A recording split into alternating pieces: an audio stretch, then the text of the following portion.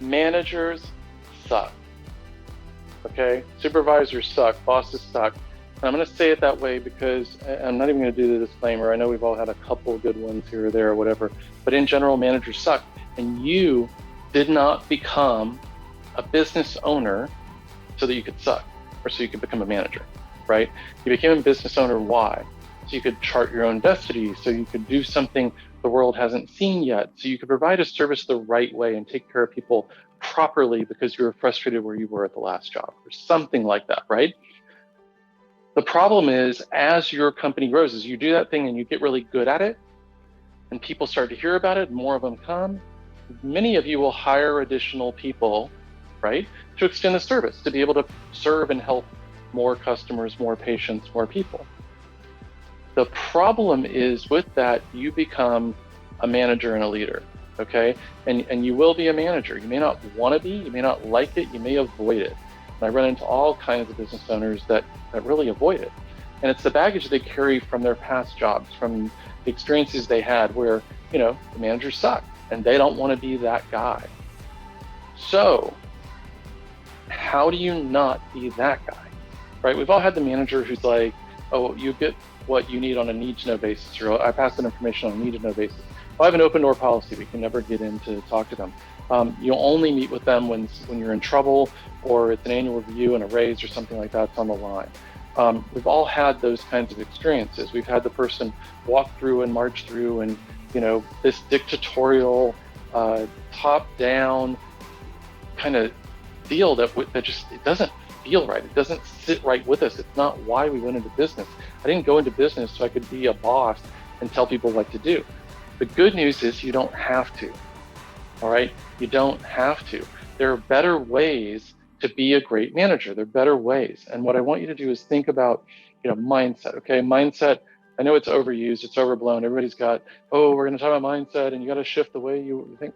You do, you have to think about, but specifically you have to think about how you see yourself, okay? What role do you play in your company? And is that, I want you to be deliberate about it, is that the role you intend, okay? Is that the role you mean to play? Let me give you an example. Are you the hardest working player on the field? Or do you have the most hustle of anybody? If that sounds like you're in trouble. You're seriously in trouble, okay? What I want you to think about in that regard is if you've been to a Little League game ever, right? Or maybe you haven't even been, you've seen some on TV or whatever. If the coach was running around in the middle infield between second and short and fielding balls during the game, right? You would think that coach is a lunatic. The coach is crazy. That's not the coach's job. Why is the coach doing that? Is that you and your business? Are you running around fielding the balls and working harder than anybody else? Okay. The coach's position should be over in the dugout, right? The coach doesn't field the balls. The coach facilitates practice. The coach chooses the players. The coach puts the players in the right positions. And when I say chooses the players, chooses players who want to be the best in that position. So if they want to be the best in that position and you're out there playing the game instead of them, what does that say to them? Think back to that Little League team. What does that say to the kid at second base if the coach is out there fielding the ball? Does that mean I'm doing a great job? Or how does that make that kid feel? Okay, again, are you doing that in your business? If you're doing that in your business, you need help, okay? Start with mindset, think about where you are, get over in the dugout a little bit, start thinking about your players and how you can help them to be the best players they can be, all right? And as a manager and coach, okay, and in baseball and majors, they call the coaches managers, and football overseas, they call the coaches managers, okay? And there's a reason for that, but think about the best coach you ever had, okay? Can you be that person? Can you be him or her and do the things that they did? Because they demanded a lot of you. They pushed you, right? They believed in you though, and they supported you.